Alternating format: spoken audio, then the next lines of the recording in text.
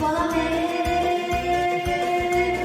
neferdi bugün size dünyahan, doğdu bizim evimizde dünyahan. Oğlu benden söyleşi dünyahan, yokların baba evlendi dünyahan.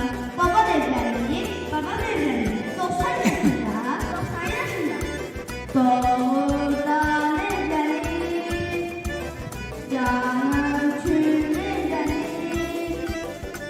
Gelin böyle yaşlandıram ya, gelin böyle yaşlandıram ya, gelin böyle yaşlandıram ya.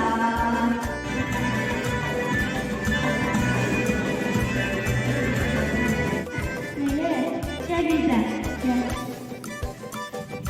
Balam verdiğine kötü yoktu dünya. Niye derdi çoktu dünyada. Bizde öğretmenler var dünya. Derdi yok derdi çoktu dünyada. Dersi unut etrafa bak.